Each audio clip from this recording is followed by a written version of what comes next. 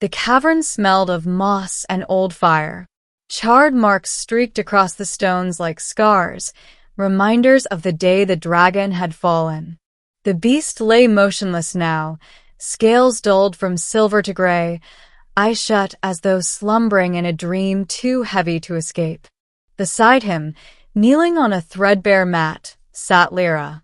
Her hands were calloused, her hair streaked with silver, her tunic simple linen. In her lap lay a bowl of warm broth untouched by the dragon, steam curling faintly in the air. She had long ago given up on feeding him. Instead, she sang.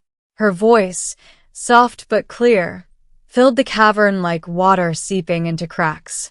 The melody was one she had carried since childhood, a lullaby her mother once sang to her when the stars frightened her as a girl.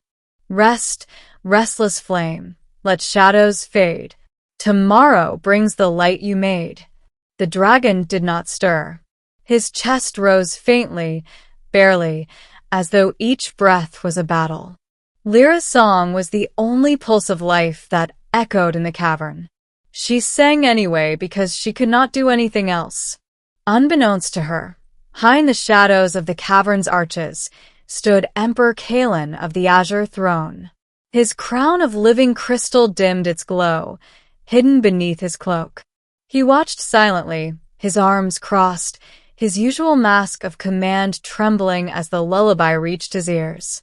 This woman, wrinkled now, fragile as parchment, was the only soul in the empire who dared stay with the beast that had nearly destroyed half a province. Soldiers had wanted the dragon slain. Priests demanded its body be burned, fearing dark omens. Kalen himself had signed the decree to keep the creature alive but comatose, confined in the cavern, while healers failed again and again. Yet this old caretaker had remained. Paid little, ignored by court, she tended the dragon's unmoving body with the patience of centuries. No one asked her to sing. No one commanded her to stay. But she stayed anyway. And Kalen knew why. He was 5 years old when the war orphanage caught fire. The memory was smoke and screaming, broken wood, and the glowing eyes of a soldier who declared, "This one is useless." Kalen had hidden under a table, trembling, waiting for death.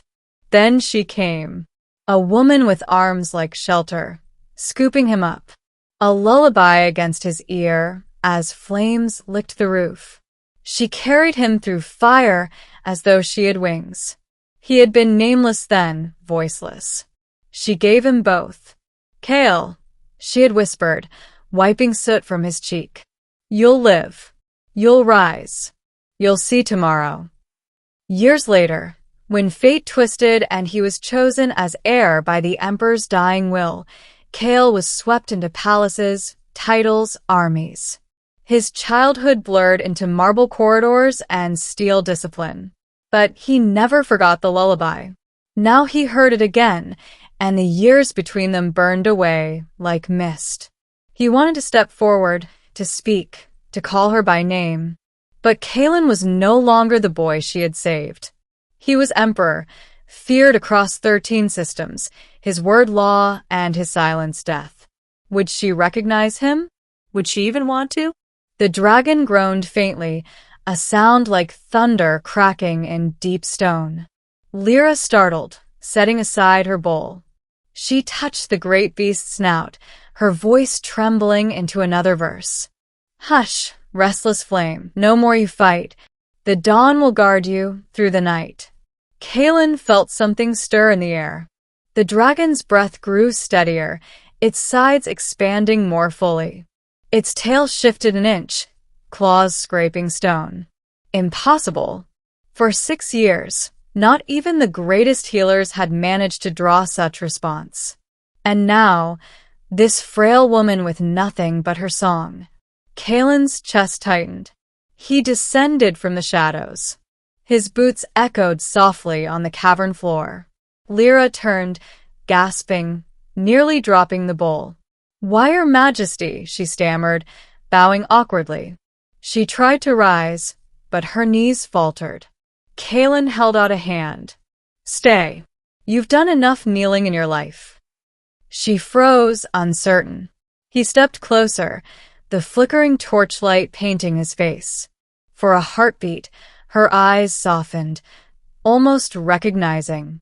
I didn't know the Emperor watched commoners at their duties, she whispered. Not all commoners, he said. His voice was low, almost breaking. Some are rarer than emperors. She blinked, confused. Kalen forced his breath steady. Tell me, why do you sing to him? He cannot hear. He cannot wake. Her gaze returned to the dragon, and her expression gentled. Because no creature should suffer in silence. If he hears me, then he knows he isn't alone. And if he doesn't, well, then I know. Kalen's throat tightened again. That was her, always giving more than she had. You remind me, he murmured, of a woman I once knew. Oh, she smiled faintly. Then she must have been plain, stubborn, and too talkative. He almost laughed.